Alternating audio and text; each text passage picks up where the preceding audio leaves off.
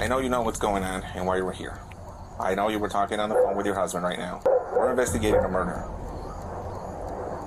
Okay? What you're about to hear is the kind of story that doesn't make sense until it's too late. A web of jealousy, manipulation, and violence that would leave a family dead, and a small Illinois town shaken to its core. Let's go back to the start of this disturbing case. On September 17th, Romeoville police in Illinois received not one, but two unsettling calls within a short span of time. The first came from Rihanna, deeply worried after days of trying to reach her sister, Zoraida Bartolomei. No calls returned, no messages answered. Not from Zoraida, nor from her husband, Alberto Rolone. Moments later, their mother picked up the phone and called as well, voicing the same growing fear. Something was wrong at that house, and officers were sent to check.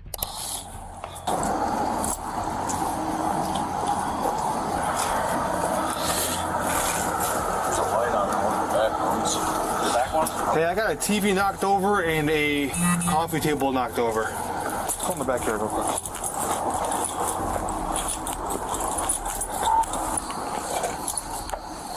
Keep an eye on that garage, yeah?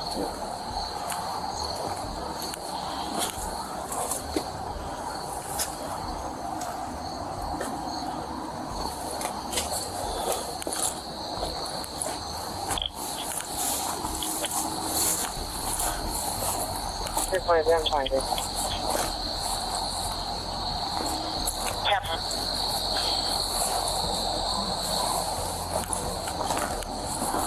Want to try that door real quick, Ron?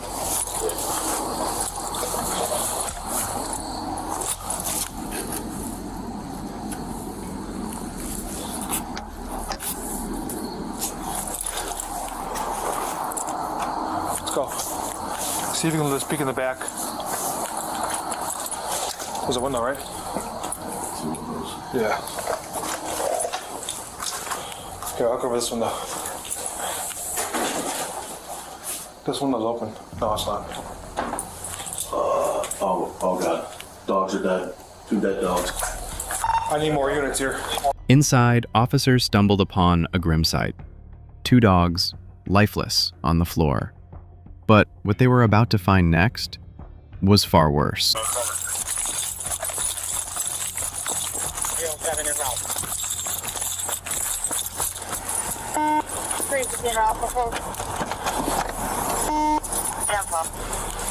Units from 367. I'm waiting for at least one more to make entry.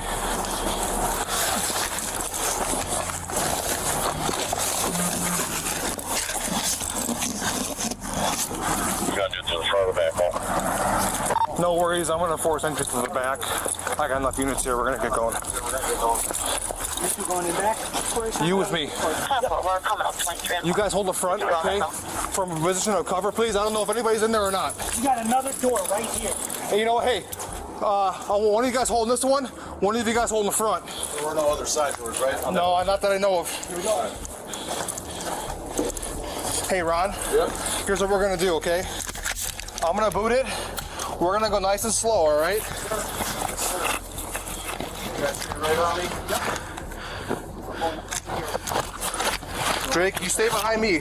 Right when we get here, there's going to be 1 dead dog. You gotta get over. Hey, no, you're behind me, To okay? the left, there's a 2nd dead dog. You stay in the back of the stack. You watch our 6 as we move through the house, okay?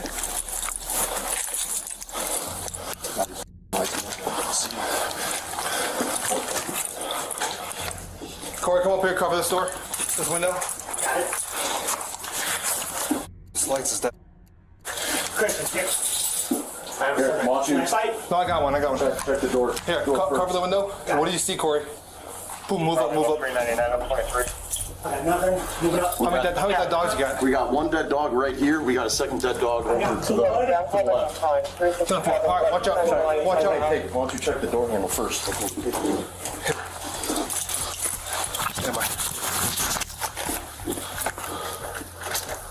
Doors open. As officers moved deeper into the home, the full horror came into focus. All 4 family members, Zoraida Bartolomei, her husband, and their 2 young sons, had each been shot with a 9mm firearm. For officers, it quickly became clear. This wasn't a robbery gone wrong like the killer may have tried to stage.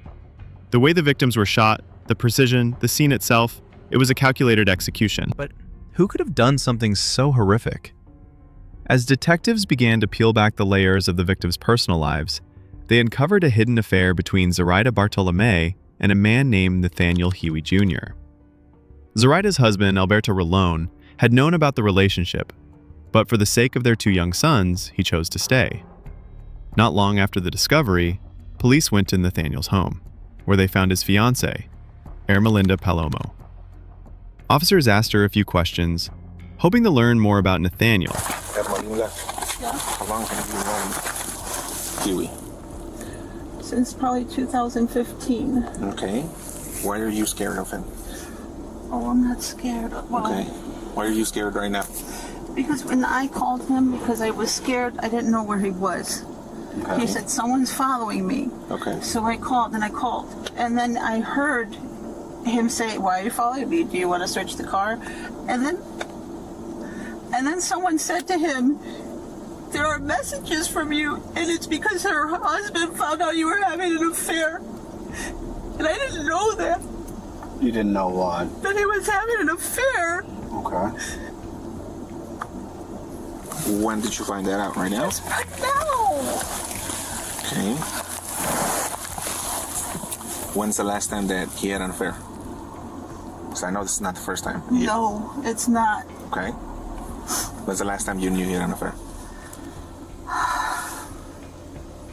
When we first started dating. 2015? 2015 to maybe 17. You know what? His son was born and he said, I'm not having any more affairs. I'm not cheating on you. Okay. Stupidly. Okay. Do I know if he stopped? No, I don't know. Anyways, he said that he was no longer going to do that. Okay.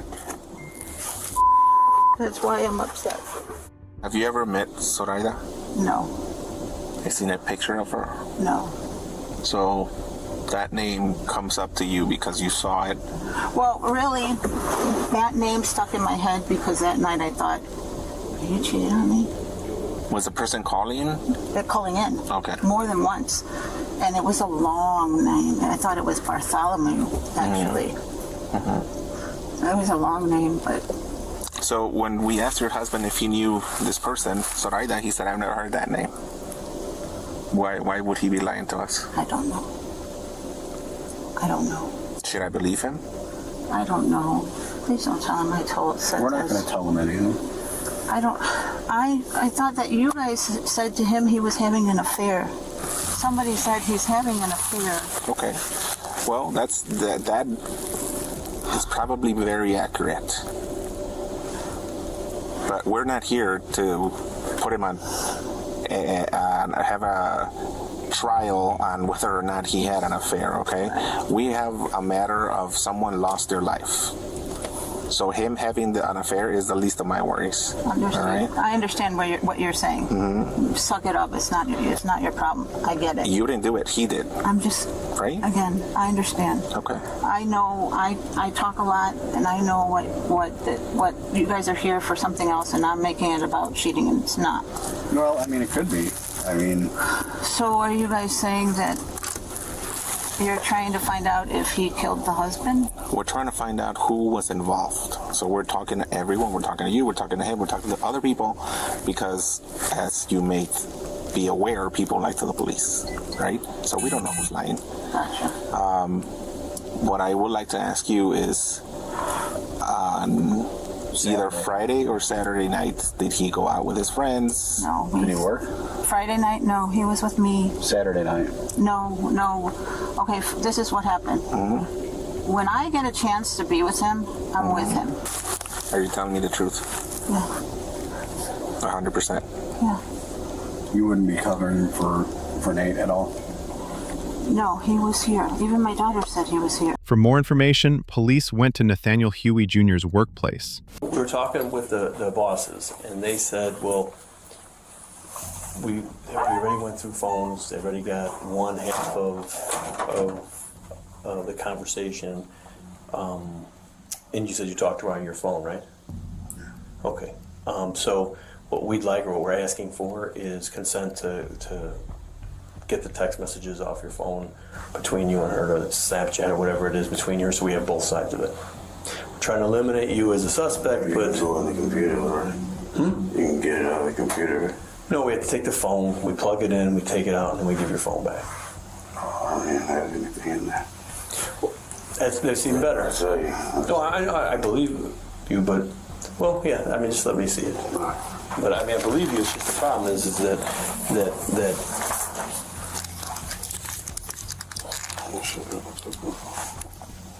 This is all I have right there from her. I don't need anything back.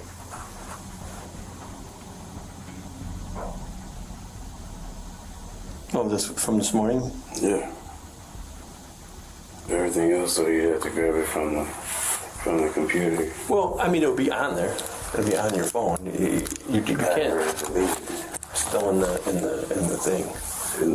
In the catch. When you delete stuff, it's never actually. So let's just say you have like a 64 gig phone. You use about 58 of it. The rest is the catch. It stays in the catch.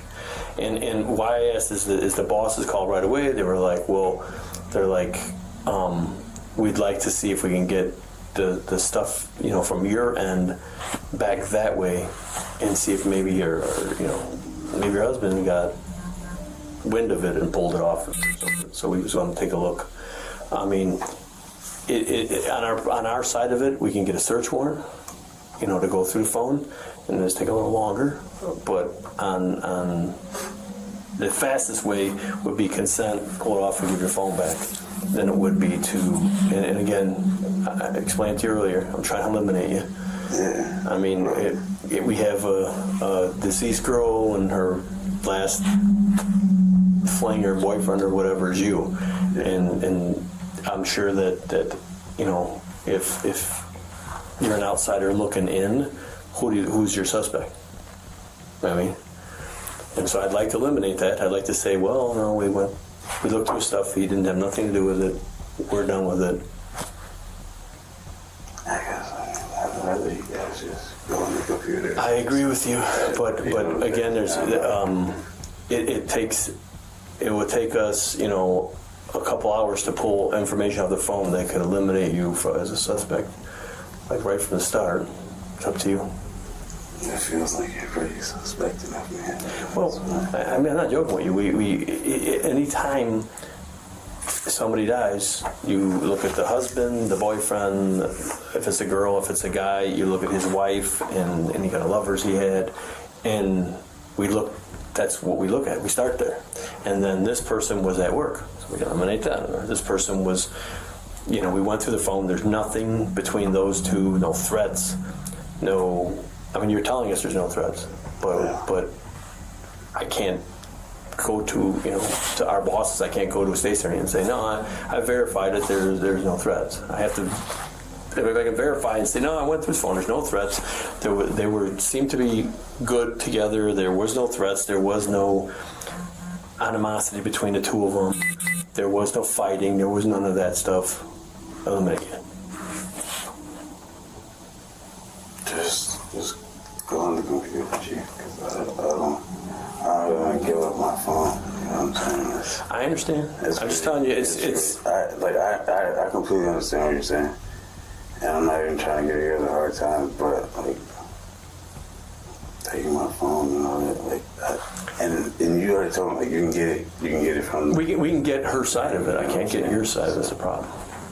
So I can get her side of it. If where she's got her phone, I can get that side of it. How about this? How about I come see you guys later today after work or something like that? Like, I gotta ask, did you have anything to do with this? No. Okay. I have to ask, and that your number is going to be in her phone, and we're going to find your text messages, and we're going to find that stuff, and I want to get a surprise later on that you guys are fighting, or that there was something going on between you two, or just three of you that I don't know about, Something like that. Nobody was threatening anybody.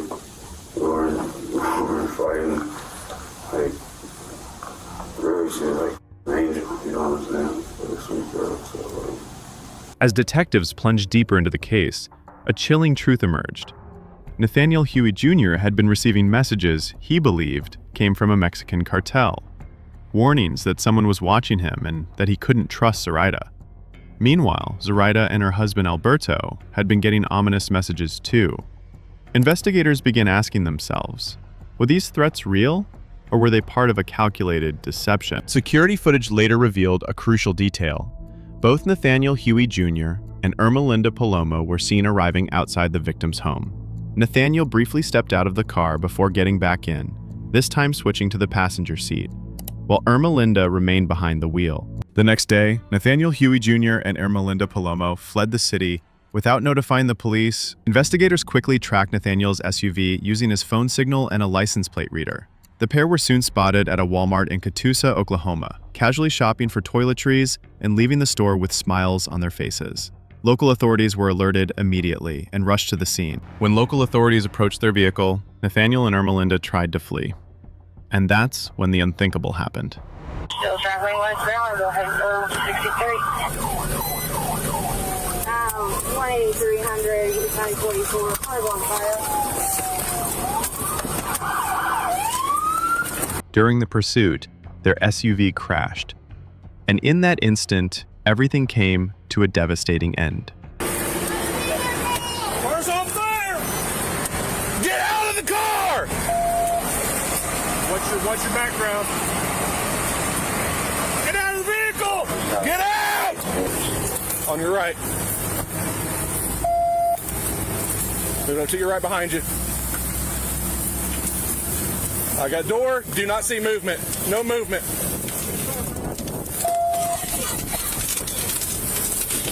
Get out! Get out! Get out! Get out!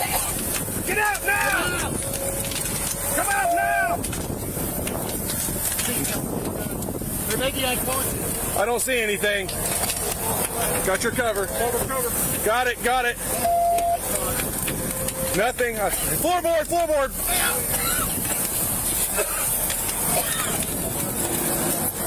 Get her. Got cover. Realizing it was the end, Nathaniel Huey Jr. shot himself inside the vehicle. Ermalinda Palomo managed to escape the burning car, but later died from her injuries just before reaching the hospital. But one question remained. Were the cartel-style threats Nathaniel Huey Jr. received ever real? After years of searching for answers, the truth finally surfaced. There was no cartel. The messages weren't coming from any criminal organization. They were created by one person, Ermalinda Palomo, Nathaniel's own fiancée.